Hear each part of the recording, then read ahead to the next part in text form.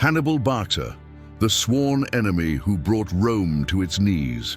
Welcome, distinguished viewers, to ChronoVault, your portal to the most compelling chapters of human history. Today we unlock the vault containing one of antiquity's most extraordinary tales of military genius and unwavering determination. This is the story of Hannibal Barca, the Carthaginian commander who swore eternal hatred against Rome. Follow this epic journey to its dramatic conclusion and discover why his name still echoes through the corridors of history. First, the oath of eternal hatred and Carthaginian heritage. In the magnificent city of Carthage, where marble temples rose above bustling harbors, young Hannibal stood beside his father. The boy was merely 9 years old when Hannibal Barca prepared to lead armies across the sea to distant Iberia. Before the altar of Baal Hammon, surrounded by priests in flowing robes and burning incense, a sacred ritual unfolded.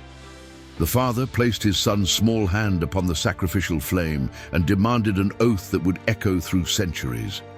Hannibal swore before the gods to never be a friend to Rome, to carry eternal enmity in his heart. This vow would shape not only his destiny, but the fate of entire civilizations locked in struggle. Carthage stood as one of the Mediterranean's greatest powers, built upon centuries of Phoenician maritime dominance. Its harbors sheltered hundreds of warships, while merchant vessels brought treasures from lands beyond Roman imagination. The city's wealth flowed from trade networks stretching to the Pillars of Hercules and beyond distant horizons. Purple-dyed textiles, African ivory, Spanish silver and exotic spices filled warehouses guarded by mercenary soldiers from every nation. Hannibal grew up amid this splendor, learning multiple languages and studying the military campaigns of Alexander the Great. His father trained him in horsemanship, strategy, and the harsh realities of command that separated living generals from dead heroes. The Barca family carried noble blood mixed with warrior tradition, producing generations of commanders who defended Carthaginian interests. Young Hannibal absorbed lessons in politics, diplomacy, and the patient art of revenge that required decades to perfect. Second, the impossible march across the Alps. At 26 years old, Hannibal assumed command of Carthaginian forces in Iberia with ambitions that terrified Rome. He assembled an army of 50,000 infantry, 9,000 cavalry, and 37 war elephants for an audacious plan. Rather than cross the Mediterranean, where Roman warships dominated every wave, he chose the unthinkable land route. His army would march through hostile Gaul and cross the towering Alps that no army had ever traversed. The journey began in spring as soldiers marched from New Carthage through territories of fierce Iberian tribes. Hannibal negotiated, bribed, and fought his way through, leaving garrisons to secure his supply lines behind. Crossing the Pyrenees Mountains tested the army's resolve as local tribes ambushed columns struggling through narrow passes. Hannibal lost thousands before even reaching the lands of the Gauls, who eyed his elephants with superstitious dread. The Rhone River presented another obstacle, where Roman scouts waited to report his movements to their commanders.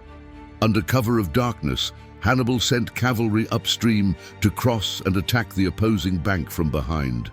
As autumn approached, the army faced the Alps, rising like an impossible wall, touching the clouds. Snow already crowned the peaks, where temperatures would kill unprepared men within hours of exposure.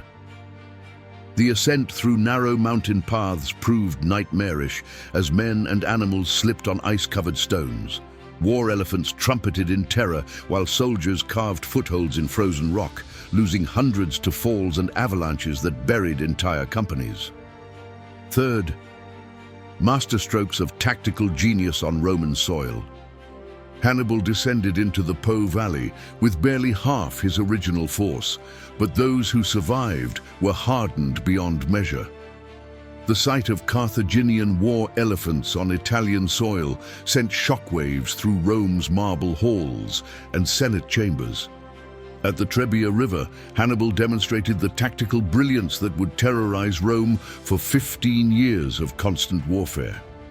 He baited impetuous Roman consul Sempronius into attacking across icy waters, while hidden troops waited in ambush. The Romans charged forward, their soldiers numbed by freezing currents and exhausted before reaching Carthaginian lines. Hannibal's concealed forces struck from the flanks, encircling and destroying an army of 40,000 men. Lake Trasimene witnessed Hannibal's mastery of terrain as he lured consul Flaminius into a narrow defile. Morning fog concealed Carthaginian troops positioned on surrounding hillsides, overlooking the lake's peaceful waters, turned red with blood.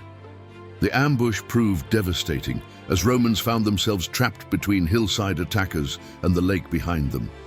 15,000 Roman soldiers died in 3 hours of slaughter that left Flaminius himself dead among the bodies.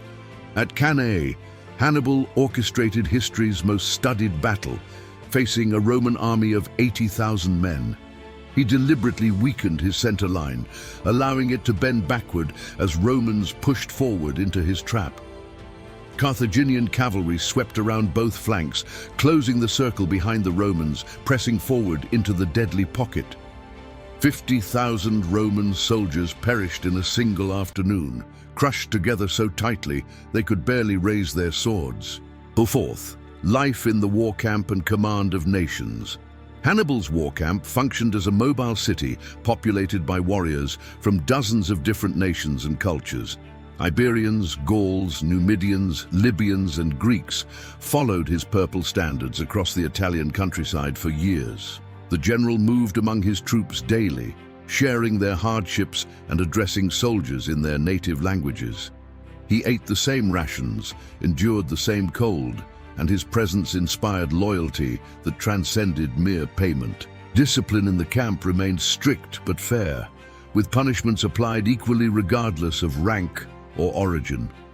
Soldiers trained constantly in formations that required perfect coordination between infantry, cavalry, and the terrifying elephant corps. At night, campfires dotted the hillsides as men maintained weapons and repaired armor worn from constant marching. Blacksmiths worked their forges, while physicians treated wounded warriors with herbs and techniques learned from Egyptian medical texts. Hannibal's strategic headquarters occupied a large tent where maps drawn on leather showed every Roman legion's position.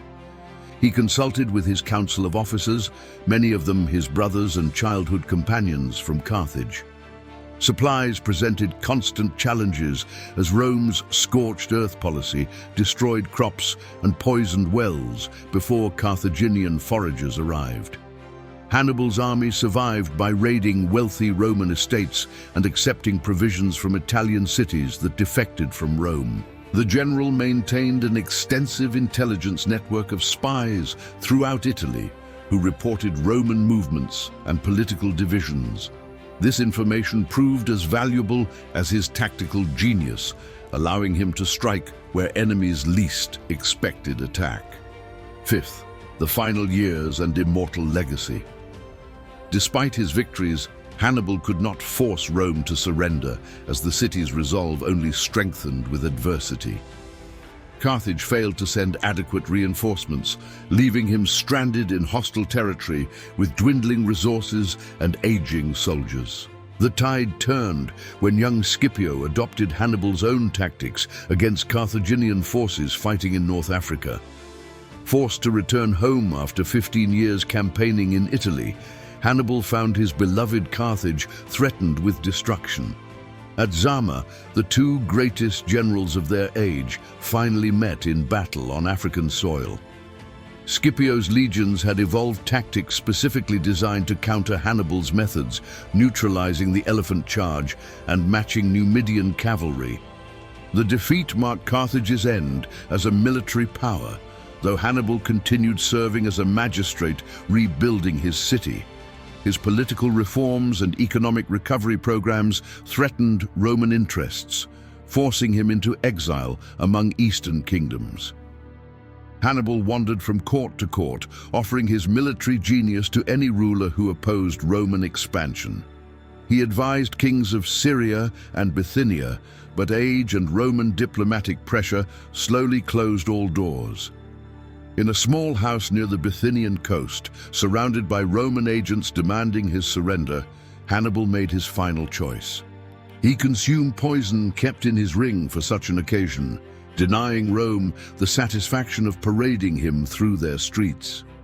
His last words reportedly cursed Rome and reaffirmed that oath sworn before Baal Hammon so many decades past.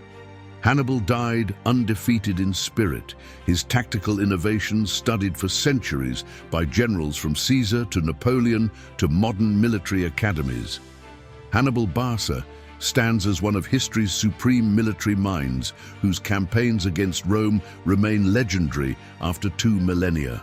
His story demonstrates how individual genius, unwavering determination, and tactical innovation can challenge even the mightiest empires. From his childhood oath to his final defiant act, Hannibal embodied the warrior spirit and strategic brilliance that transcends time. His victories at Trebia, Trasimene, and Cannae represent the pinnacle of ancient military art studied in war colleges worldwide. If this epic journey through ancient warfare has captivated you, honor the legacy by supporting ChronoVault with your like. Share your thoughts about Hannibal's greatest achievement in the comments and subscribe to unlock more legendary tales from history's vault. Join us next time as we continue exploring the extraordinary individuals whose actions shaped civilization's course. Until then, may you find inspiration in the courage and genius of those who came before us.